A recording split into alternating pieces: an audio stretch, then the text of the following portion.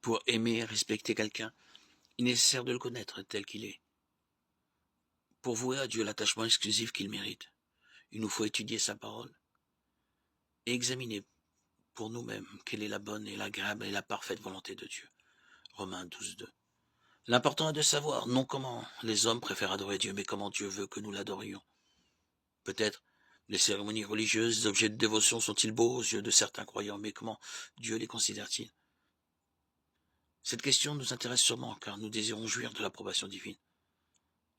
Or, le propre Fils de Dieu nous dit que les vrais adorateurs adoreront le Père avec l'esprit et la vérité. Jean 4:23.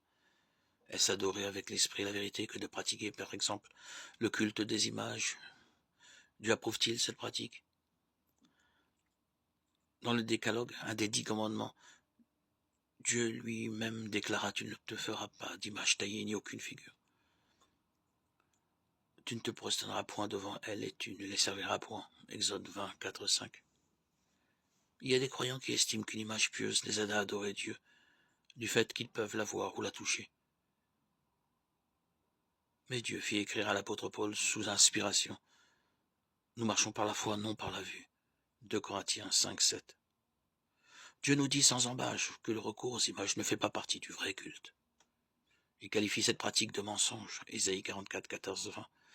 Psaume 115, 4, 8.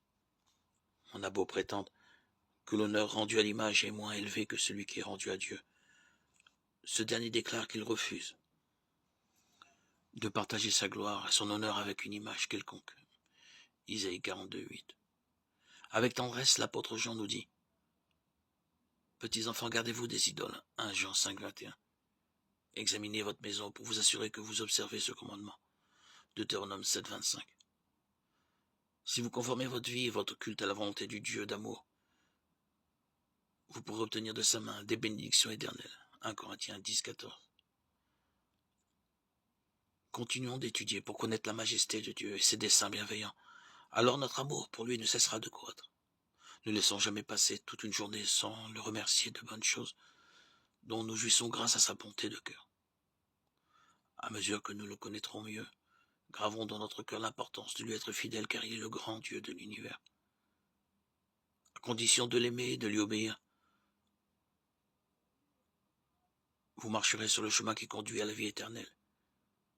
Éphésiens 4, 23-24. Psaume 104, 33-35.